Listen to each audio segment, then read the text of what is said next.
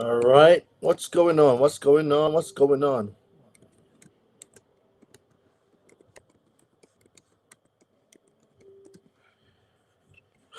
All right, ladies and gentlemen. I hope everybody's doing great.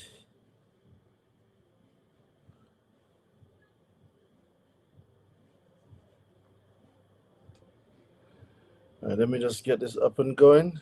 Try.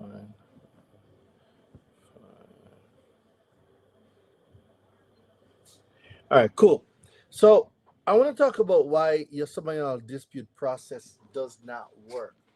Why does your dispute process doesn't work? So that's going to be the topic today. I've been hearing a lot of people asking a lot of questions, and some of the questions that's been coming up is Doreen, I am sending out dispute letters, but my disputes aren't working. So, excuse me, we're going to talk about the why behind your dispute. Why isn't it working? Well, your dispute isn't working because the dispute isn't being done correctly. A lot of y'all see a lot of things online, and while some of the strategies that's been given out online has some merit to it, right? While some of it has some merit, there's still there's still a strategy, a procedure that we have to use. So let's talk about, for example, leading a collection. Can I need some feedback? How do you go about deleting a collection, guys? Talk to me. What's your round one? What do you send out for round one on deleting a collection? What do you send out for round one? So you pull your credit reports. We see a collection on the report. How do you go about selecting your round one dispute letter? How do you select it? How do you select your round one dispute for a collection? Somebody talk to me.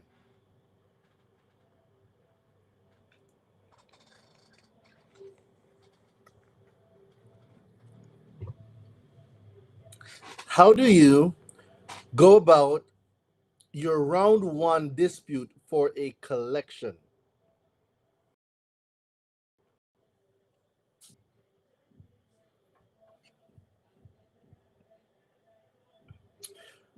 Let me see who's listening. Come on, guys. Don't be shy. Like, I'm legitimately asking you guys, how do you select a round one for a collection? What what dispute letter will you send out for a round one collection? Like, what are the things that you have to think about when you're about to dispute a collection? Not all round one dispute works the same way. All right, first thing you need to do is pull the credit report. Yes. Blessed creation. Yes. The first thing you have to do is pull the credit report. So now that you've pulled the credit report, then now you see a collection. What's the next step in identifying what round one collection dispute letter you need to send out? How do you identify which collection dispute letter for round one that you're going to send out?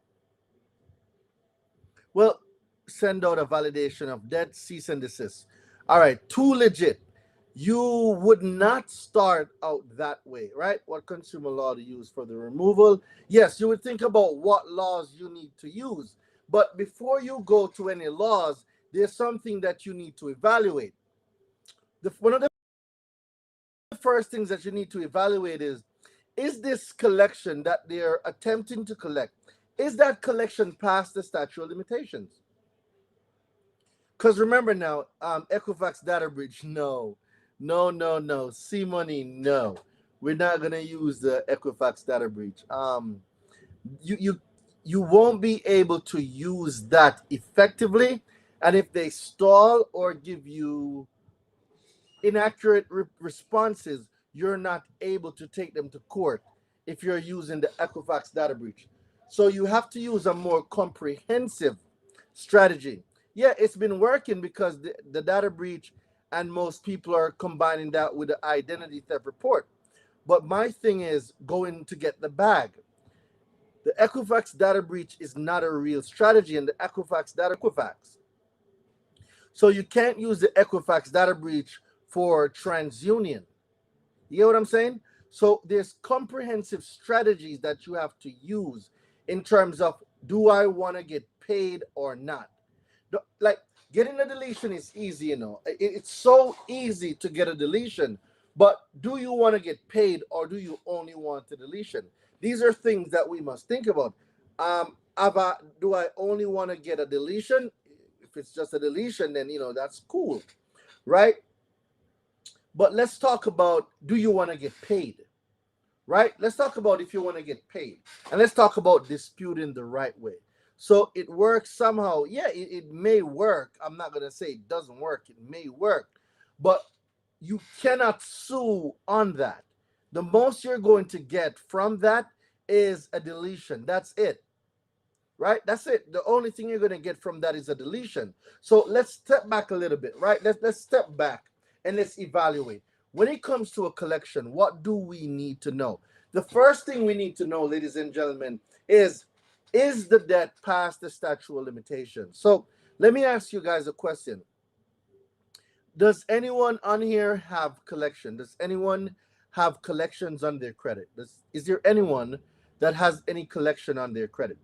If you do, I want you to look up, what is the statute of limitation for collecting on that particular debt? So let's say that it's a credit card debt, right?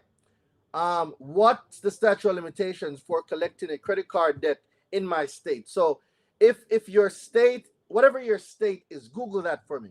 So what is the statute of limitations for collecting on a blank debt, whatever debt it is that they're attempting to collect, limitations on collecting that particular debt in your state? And tell me what get.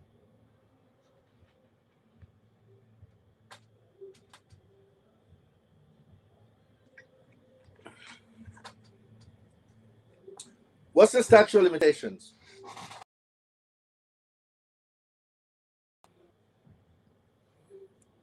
All right. Swamp Fox. Now, remember, now I'm talking about collections. So a charge off or late payment wouldn't work. So George, I see Texas 7 years, Minnesota 6 years. Who else is in here? Do we have anybody else here from any other state? New York is 3 years. So now, why did I ask that question? Well, there's different statutes of limitations for different state. So sometimes the debt that's being collected is already past the statute of limitation. So if the debt is past the statute of limitation, see money, what you got from Maryland? What's the statute of limitation for Maryland for collecting on, let's say, a credit card debt? Right? Some of these statute of limitation, North Carolina is 3 years. You see, each state has their own statute of limitation where a creditor can legally collect on an alleged debt, right? So what's the purpose and what's the point of knowing this?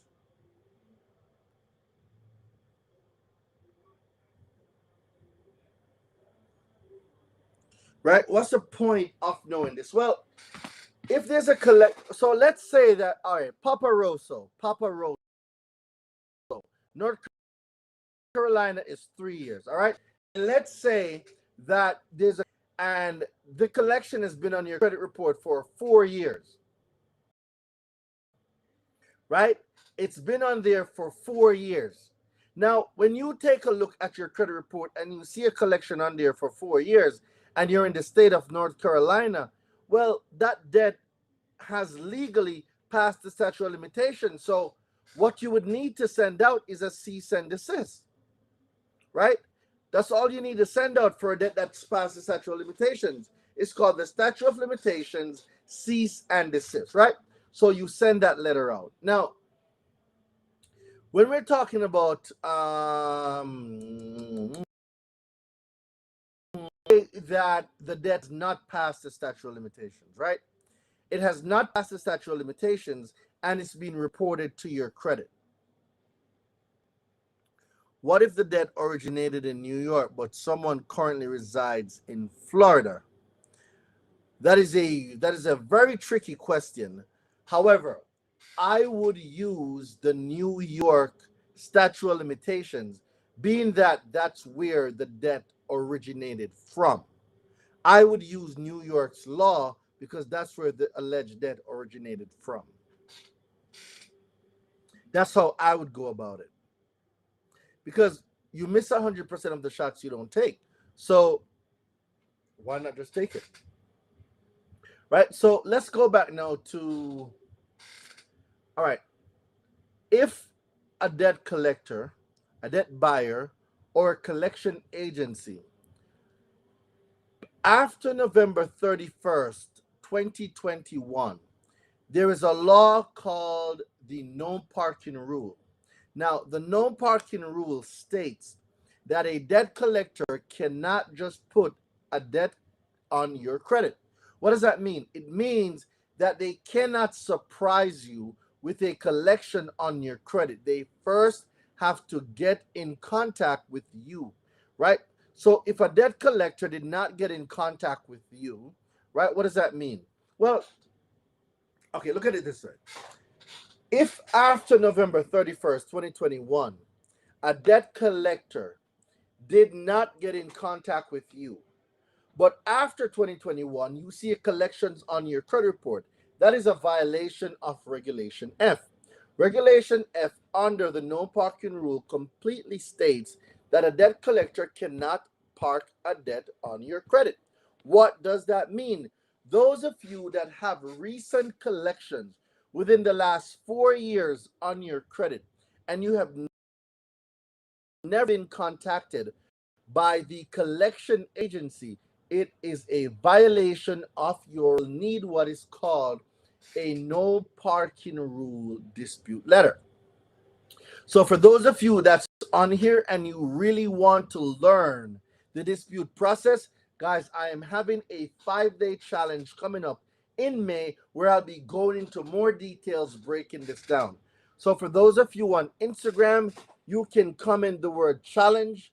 Comment the word challenge, you'll get a link inside of your DM. For those of you that's on YouTube, Facebook, Twitch, I am going to drop the link for you so you can have it and go and check it out. So let me drop that right now.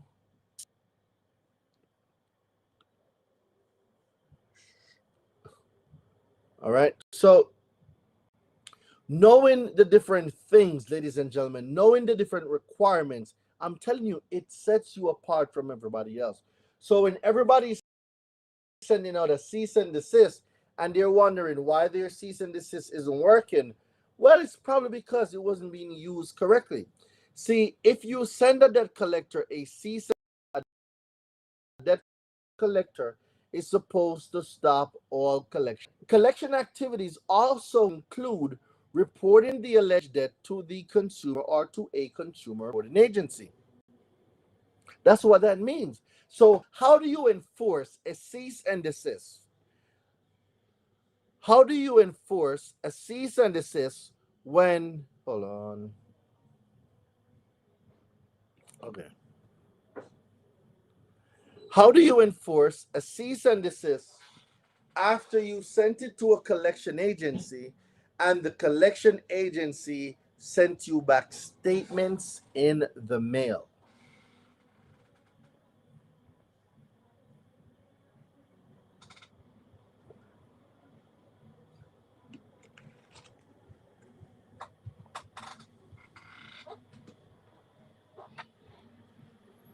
How do you respond to a debt collector, right?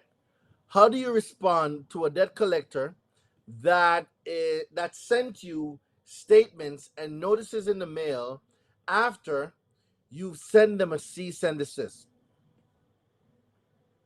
That is the $1,000,000 question. How do you handle it? Okay, so I'm seeing Pennsylvania is 4 years for statute of limitations, right? So let's get in some of the round one questions, guys. What questions do you have for round one dispute? Hey, are you in jail? No, no. I'm in Jamaica. I am not in jail. No, no, no. I'm in my office. I'm in one of my offices in Jamaica, as you guys can see. I'm not in jail. I'm in my office. See?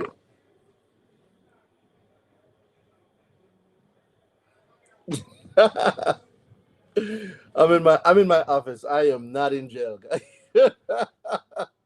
Woo, that was a good one. All right. All right. That was a good one. I'm not in jail. I'm in my office. So let's talk about the round one now. Let's talk about round one dispute. What issues?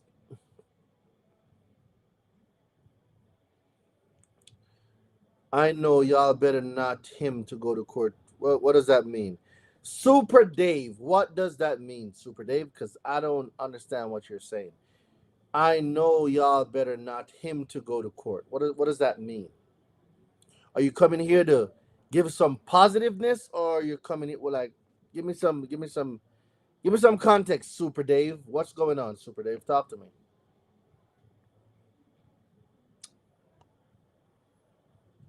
All right. So we're talking about round one disputes.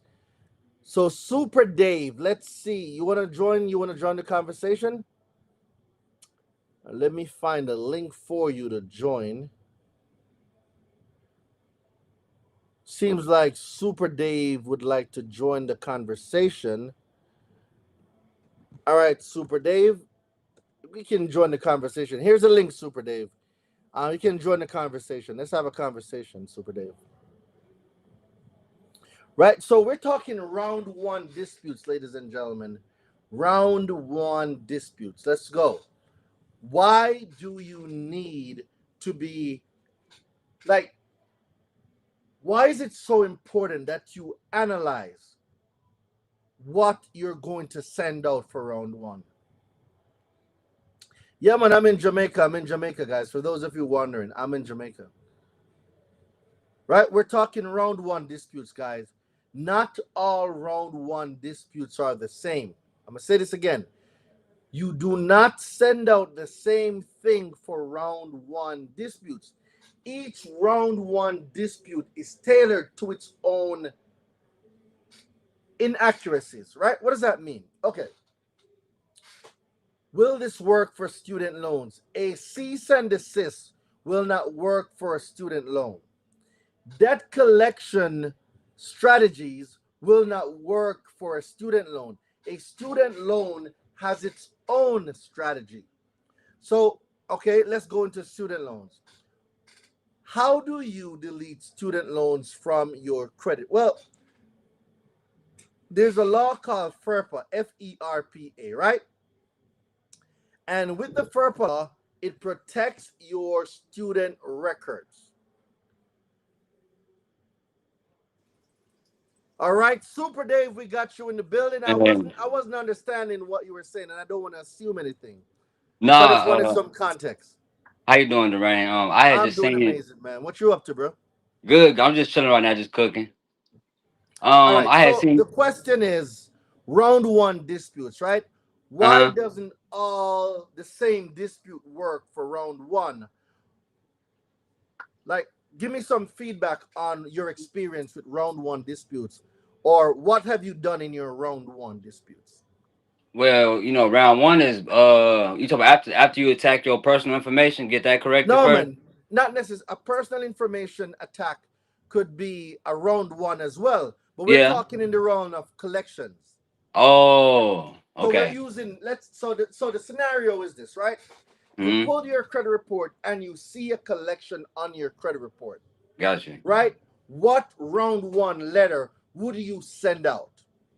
Uh, the debt validation letter. All right. My question to you now is, why would you send out a debt validation? You want them to validate the debt. You want it's a number of things you want to ask for at first, and that Hmm. helps you in your But case. why go debt validation off the rip? Why using that from the go? I'm not saying you're wrong, No, please. I'm not saying you're wrong. I okay. just want to know, why are you go in debt validation first? Why would you go that route first? Because that's how I was taught to do. All right. So that is a correct way. But Hmm. before you do the debt validation, there's a few things you want to know. So let me ask you a question. What state are you in? Illinois.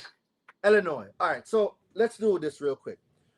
I am going to look up the statute of limitations, right? So let's do statute of limitation for collecting a credit card debt in Illinois, right? Okay. All right. So in Illinois, it's 5 years. All right. So let's say now the collection was on your credit report for 6 years. Okay. So it's 6 years that it's been on your credit, right? So Hmm. the statute of limitation has passed. Would you still send out a validation letter? No, because it should be. It should stop reporting that, right? So you should be It sending it something else. should, it should, but It should. come on, Right. we all know We know how they do Equifax here. strength. Come on, we know they're not gonna do what they're supposed to do. Exactly. So in Exactly. a situation like that, so this is why I say to people, not Hmm. all collection round one requires a cease and desist. Not all round one collection requires a validations of debt. While Gotcha. those are correct answers, they are correct answers. Do not get me wrong. They are correct answers. Hmm. However, it's not all the time those answers are correct. So in the Gotcha. scenario that I just gave, if that debt was past the statute of limitations, you would not need to send out a validation letter Hmm. because they can collect on it. So the only letter that you would have to send out now is a statute of limitation cease and desist. Okay. You see what I'm talking about? Yeah, I see what you're saying. It depends on the Because now situation. we're going to address the statute of limitation, but we're going to also send a cease and desist because we know once we send a cease and desist, a debt collector only has one of three ways to respond to you. Mm-hmm. And if they don't respond to you with those one of three ways, that's a lawsuit. And if you're in Mm-hmm. Illinois and you take a debt collector to small claims, so let Mm-hmm. me see, small claims,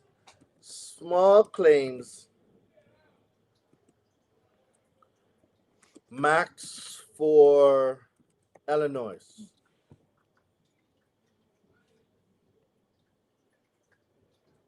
In Illinois, small claims, you can go up to $10,000 in the state of Illinois, bro. Okay. So Yeah. imagine somebody says 10K, yeah. So imagine a collections on your credit that you didn't even know was there. You're going for a home now. It's past the statute of limitations, Mm-hmm.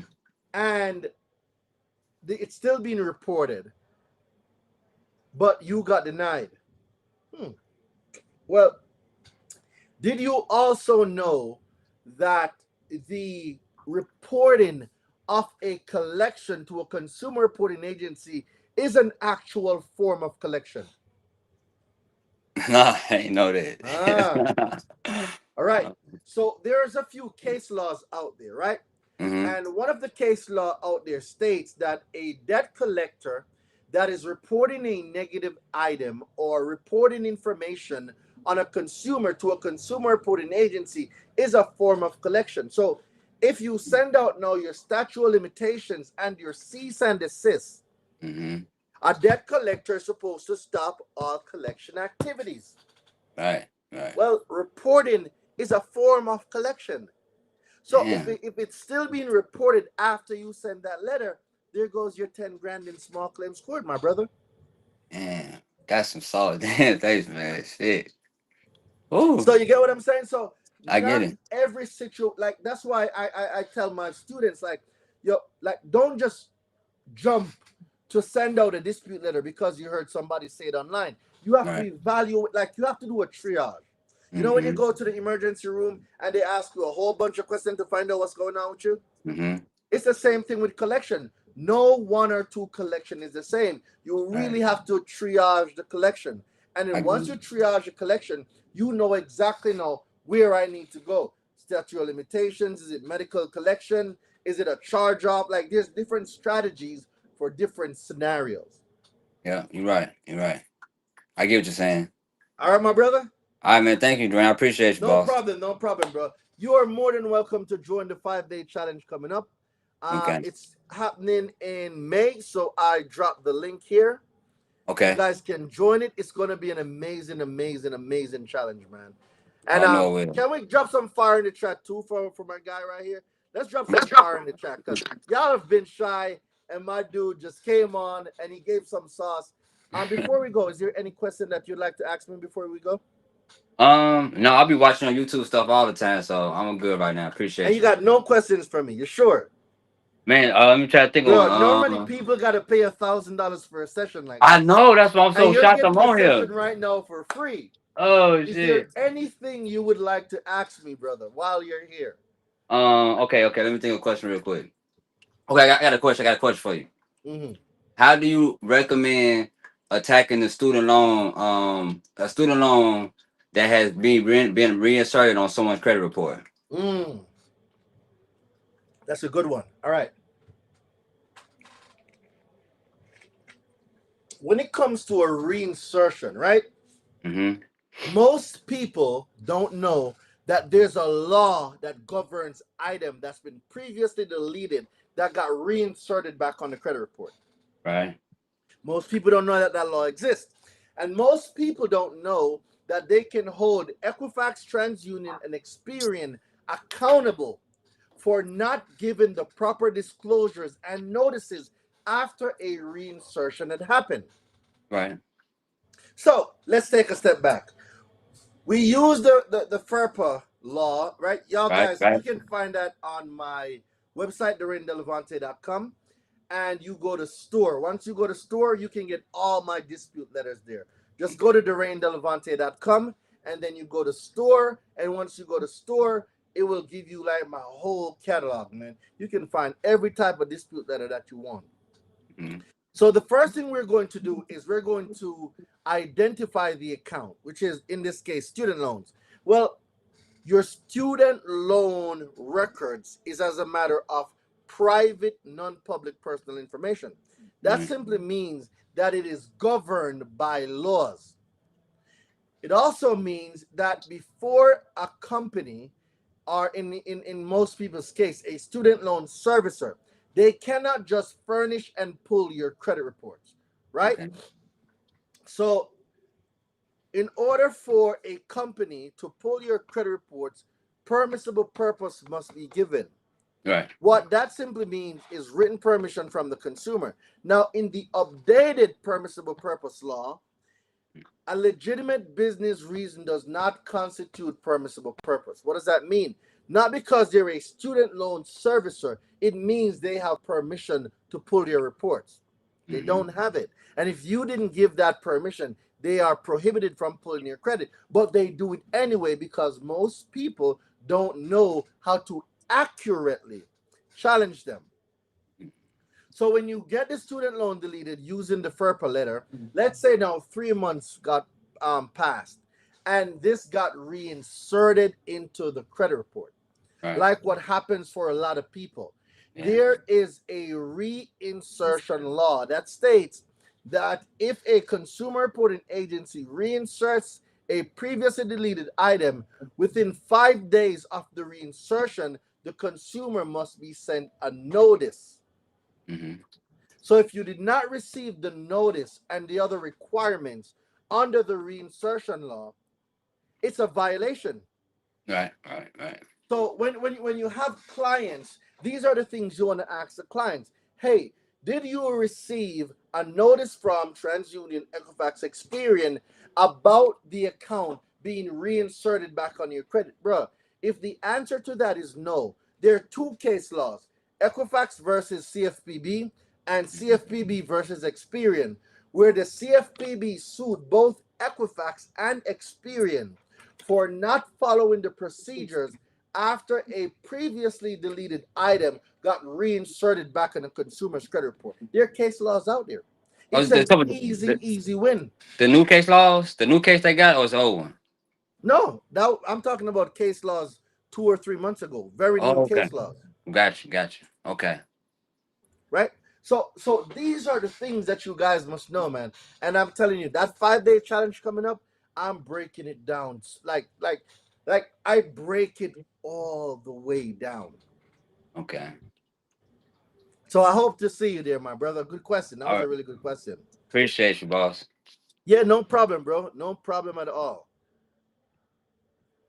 All right.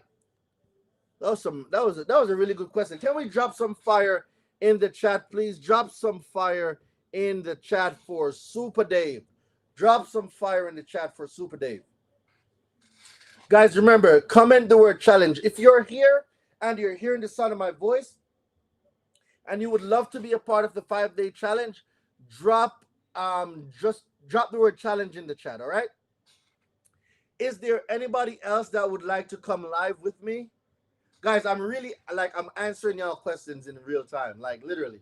Like for most people to get this type of one-on-one with me, they gotta pay $1,000. So I'm asking, is there anyone else that would like to join the live with me? If you would like to join the live, guys, I am dropping the link. All right. If you are on Instagram, all you gotta do is just hit that button at the bottom. All right, I got somebody coming on, so I'll be doing it one at a time, just to prevent any background and feedback. So someone just joined on Instagram. Let's see if Instagram is gonna bring up. Here we go. Hi again, it's me again. Hello, beautiful. How you doing? Hi. So, What you got? question. Mm-hmm. Baby, what was the question again? Mm, you don't got enough fast. So, question. Okay, so I remove a whole bunch of accounts of a person credit report. Mm-hmm. Why did the utilization go up? If I remove a whole bunch of accounts. All right. So you remove the accounts, and the utilization went up. Yeah. Okay. Very good question. So the utilization would go up because there are less accounts being reported. Remember now, your utilization is an account of all the credit limit that you have. And then the maximum credit amount that you have, how much of that line of credit is being used. And that's how your utilization is calculated. But if you remove accounts, you also remove the lines. Yeah, the amount of money that Correct. they actually have. So by removing those lines now, whatever is left, let's say that it was $2,000 worth of lines of credit that was left, but the person in this case, the client, used $1,700 worth. They're kind of at 80%, 90%. Yeah. You know what I'm saying? So now, if you want that to go back down, you would need new trade lines. So you can get on somebody's as an authorized user that Okay. has a good credit line. Get a few authorized user, or you could do some secured loans or secured credit cards to establish primary lines, and those now will restructure the utilization, taking into account the new lines of credit that's been added. So they have to recalculate now the total amount of utilization and then give that new number.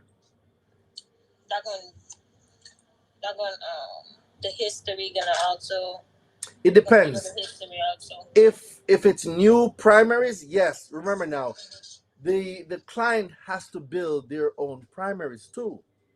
You know what I'm saying? So authorized users, it's a shortcut.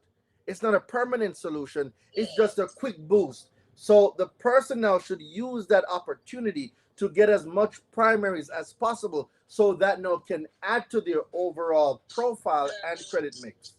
It could hit all at the same time instead Correct. of taking on. Yeah, I Hmm. understand. Okay, all right. Yeah, I think That was that's a good. all. That was a good question. Thank you. No problem. I hope I see you on the challenge. All Yeah, right. I gonna join up Most later. definitely. Okay, Thanks, Mimi. Lisa. All right. Trust me. What's a cancel? All right. That was a really good question. That was a really, really, really good question. All right. I think I have somebody that wants to join on the YouTube side. Let me see what's going on over here. Thanks, Mimi. Lisa. All All right, right. my guy Dan.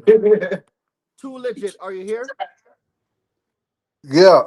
You hear me? That was a really good question. That was for some reason the screen went blank. Yo, All right. Oh, there you go. I have somebody that wants to join on the YouTube side. my bad. I'm watching you on the over here. I'm watching you on the TV. I got you on the TV and everything. Oh, let's go. Yo, do a We got it up. Do a screenshot. Hold up. Wait till it comes back on. Wait till it comes back on. Do a screenshot. When it comes back on, do a screenshot and send that to me. Do a screenshot. Do a screenshot. Ah, Let's go. Let's go. Let's go. Let's go. got you on the TV. I got you on the TV and everything. All right. I got you. All right. Cool. So, talk to Oh, me. Too legit. What you got? What you want to find out? So basically, we were talking about reinsertion, and then you had me go and research the Norman versus TransUnion. Yes, Norman But versus TransUnion is good. That's for inquiries. yes, because they put back 9 inquiries back on my report, Back on your and so report. yeah, and so and we didn't receive no notice or anything. So, like, what letter would we send out first? All right. So in the university, there's the reinsertion letter, right? There's 2 letters in the university. One for when an item's come back verified, and then one that says when a previously deleted item gets reinserted back on your credit. So just look for just if you type in the word reinsertion in the university, it should bring it up. Okay. Right? So you're gonna get that letter. So the reinsertion letter is built off of the section that speaks about reinsertion.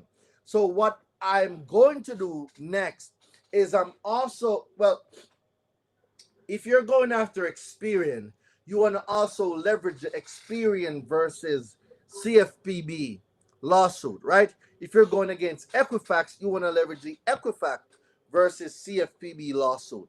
Why? Because both agencies were sued for reinsertion of previously deleted items, but the consumers never got any notice.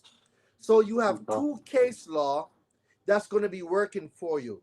For Equifax, the Equifax versus CFPB.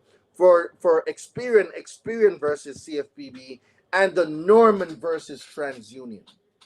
Okay, yeah, because they're all reporting on Experian those 9 inquiries. So, yeah, so the case laws is what really puts everything in effect because Mm-hmm. it happened previous in the past. They've been already tested and tried. So all you need to do now is model your statement of claim, model your defense, model all your let's model it after those Yeah, all the case laws. facts, all the All, facts. come on, bro. Okay, Come yeah, on. because I've been going everything through everything in the university and stuff, and learning how to, Mm-hmm. in the connoisseur program, the small claims and the arbitration. So I just been Mm-hmm. diving Mm-hmm. deep into those subjects. Mm-hmm. So yeah, I'll get back to you on that though. Most definitely, most definitely. Post that one in the I can't wait to see it. Post that screenshot in the university in the Facebook group, all right? All Yeah. right, cool. I got I you. want everybody to be jealous, bro. Post that right in the Facebook group. Yeah. Hey, we ain't playing around. We We're taking back not our playing power. around. And I need you getting clients, bro. I need you on top of this thing real quick because I need you getting mad clients. Yeah, I tagged you in a post on my Instagram. Then I created a website. You got me. You inspired me to write a book. I'm on go Let's high go. level. I'm going to the top. We're going to the Are you top. are you bilingual? No, I'm not bilingual. I Well, don't speak Spanish, but I'm telling you, bro, being having another language is cool. So okay, translate it also into Spanish. okay, You'll okay, thank me later. okay. Yeah, it All opens right? up a. Okay, I got you. All right, my guy. Thank you very much All for right, joining. thank you, Duran. Let's go. Yeah. All right. So who else on Instagram? Who else want to join? All right. Shotgun hard inquiries from auto loan pool disputing what should I include in 15 USC 1681 BF 1681 and anything else. Those 2 are good for now, but you want to get your dispute process up and going first. Round 1, round 2, round 3, and then now we talk about round 2. So, guys, I'm about to get out of here. Remember, ladies and gentlemen, the challenge is coming up in May. So, for those of you that's here that are interested in joining the 5-day challenge, If you're on Instagram, just comment the word challenge. If you're on Instagram, comment the word challenge. For those of you on YouTube, I am going to send you the link right now that you're able to use to join the 5-day challenge coming up. It will be an amazing experience because I'm really diving into this thing and breaking it down and showing y'all, like, guys, it is not hard. Like disputing stuff with the consumer reporting agencies, it's not hard. It's super easy. All you need is a blueprint. That's it. You only need to know what to do. And that's what I'm be showing you. That's what I'm going to be teaching you. That's what I'm going to be guiding you on. What dispute letters do you send out at what point? How do you handle a charge off? What do you send for a charge off? What do you send for a collection? What do you send for a student loan? What do you send for a repossession? What do you send out for a bankruptcy? Why do I use this type of round one? Why don't I just send? No, there's a strategy for a reason, guys. Not all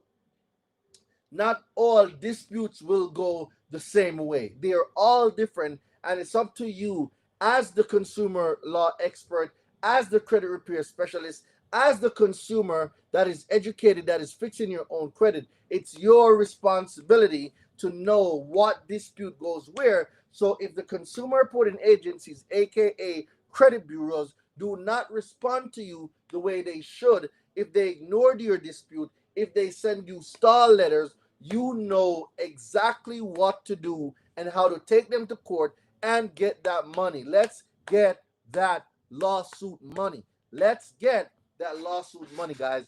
It has been an amazing evening. I hope you guys enjoy the rest of your Sunday night. I will see you guys later. The challenge is coming up. Comment the word challenge. Join my 5-day challenge. I cannot wait to see you there. Let's go.